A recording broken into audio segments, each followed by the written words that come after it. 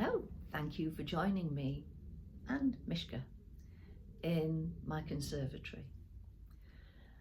I know they say ne'er cast a clout till May is out, but I've cast the clout of my sweater because it's a reasonable temperature in here and I'm able to go with my non-tinted glasses because the sun is hiding behind a cloud. So I wanted to share a little piece that just popped up on my Facebook page and it really resonated. It's by a lady called Nicolette Sowder, and it's very simple, but it means a lot, and I've read it and reread it several times already. So she says, may we raise children who love the unloved things, the dandelion, the worms and spiderlings. Children who sense the rose needs the thorn and run into windswept days the same way they turn towards sun. And when they're grown and someone has to speak for those who have no voice, may they draw upon that wilder bond, those days of tending tender things, and be the ones.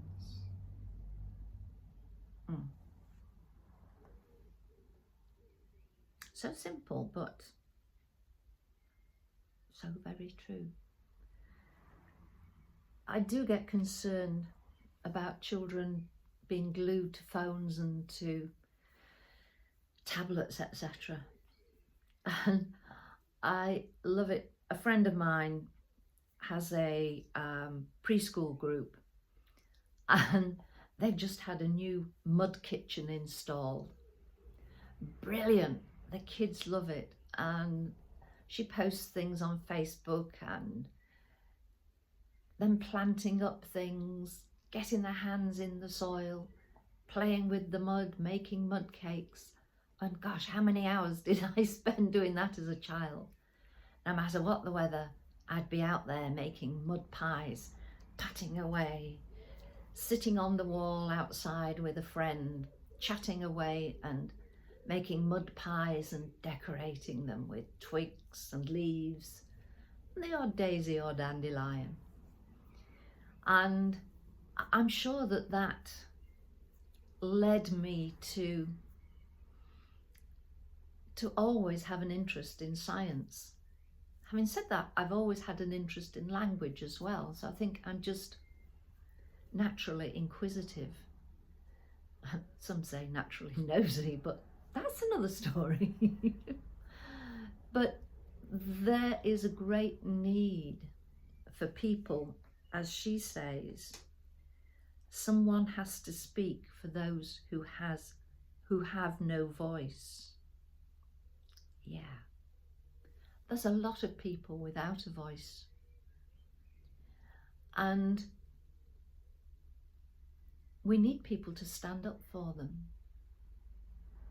to stand on their behalf and to encourage them to use that voice, because there's often stuff in there that's not known.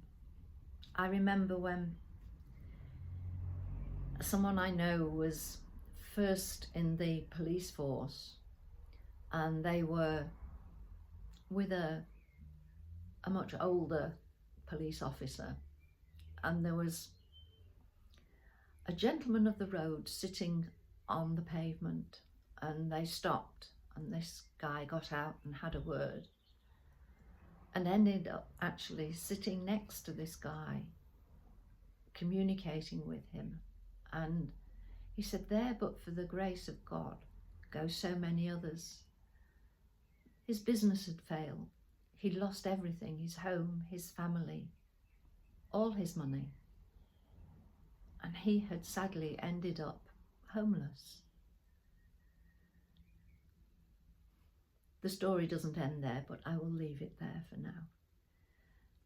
We need people who will support others, not just try and get in on the coattails of those who are successful, with success very often equating with having plenty of money in the bank, but to stand shoulder to shoulder with those who need support. And it does start at an early age. And I mentioned in previous piece that I'd been delighted to see a dad with his little daughter on a papoose on his back when I was at the Bluebell Walk, and he actually took the child out of the papoose and the pair of them got down onto the grass, looking at the daisies, looking at the dandelions, poking in the soil with the fingers. And the child was investigating, asking questions, and he so patiently answered. And I thought, good on you. That's a child who will hopefully go on to be a lifelong learner. And as I say, the day I stop learning will be the day that they're screwing the lid on the box I'm in. I can't stop learning. I have to keep going. And on that note, I'm going to learn some new recipes today. I'm investigating in the kitchen. So that will be good. I've not done anything like that for a while. I have had a couple of experiments with things that will help me with this pre-diabetes. So I am experimenting and enjoying it. You'll hear the sparks flying because it won't work out, but so long as it's edible, that's fine. And I'll adapt and adjust, and the next one will be even finer. On that note, I am going to go and get my apron on because I'm not a very clean worker.